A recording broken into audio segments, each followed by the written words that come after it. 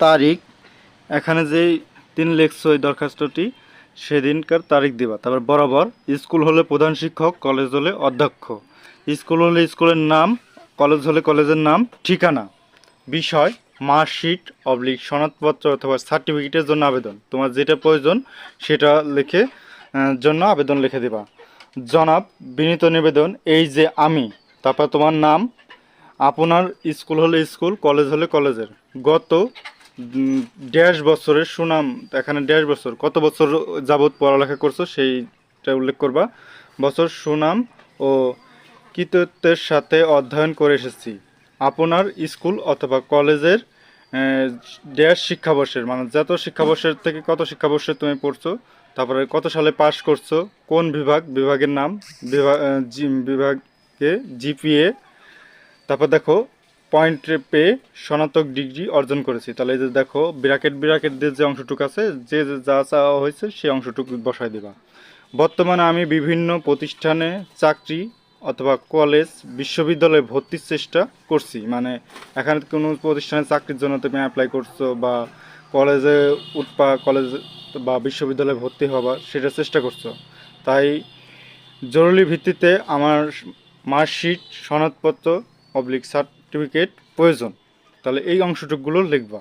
তাহলে এখানে উপরের দিকে শুধু আছে যদি স্কুল হয় স্কুলের নাম, ঠিকানা, তারপর দেখো আমি, তারপর নাম দেওয়া আছে তোমার নাম, কলেজ, স্কুল হলে স্কুল ব্যবহার করবা, কলেজ হলে কলেজ ব্যবহার করবা। তারপর দেখো ড্যাশ গত, এখানে স্কুল যদি হয় 5 বছর, কলেজ যদি হয় ইন্টারমিডিয়েট যদি করো তাহলে 2 বছর বা 4 বছর, যে যেরকম পড়ালেখা করছো সেই অনুসারে দিবা।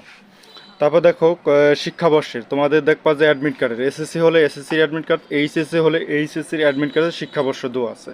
তারপর কত সালে পাস করছো সেই সালটা দিবা। তুমি কোন বিভাগ থেকে পাস করেছো সেই বিভাগটা এখানে উল্লেখ করতে হবে।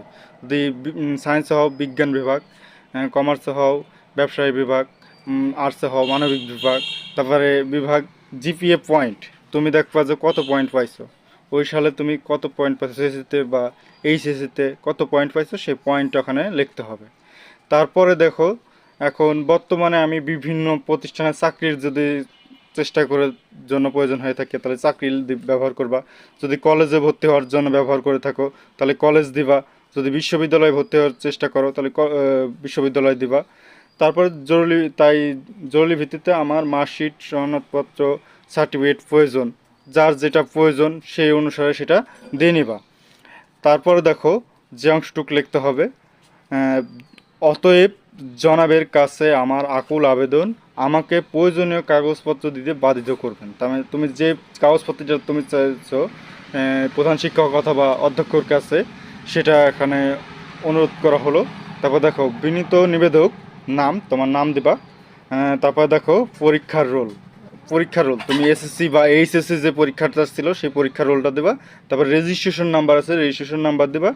কত সালে তুমি এসএসসি বা এইচএসসি পরীক্ষার্থী ছিলা, দেখো এসএসসি বা এইচএসসি পরীক্ষার্থী মানে কত সালে ছিল সেই সালটা এখানে উল্লেখ করে দেবা। এইভাবে তোমরা লিখে দিলে একটা পূর্ণাঙ্গ দরখাস্ত আবেদনপত্র হয়ে যাবে। তুমি এটা দিয়ে তুমি মার্কশিট উঠাইতে পারবা, তারপর সনদপত্র উঠাইতে পারবা, সার্টিফিকেট উঠাইতে পারবা।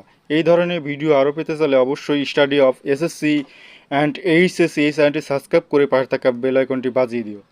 পরবর্তী কোন ধরনের ভিডিও চাও অবশ্যই কমেন্ট বক্সে জানিয়ে দিবে, আর ভিডিওটি কেমন হলো তাও বলবে। আর ভিডিওটি বেশি বেশি করে তোমাদের বন্ধুদের কাছে শেয়ার করবে, তারাও যাতে এই দরখাস্ত পেয়ে অনেক উপকৃত হয়। আজ এই পর্যন্ত, পরবর্তী ভিডিওতে আবার দেখা হবে। আল্লাহ হাফিজ।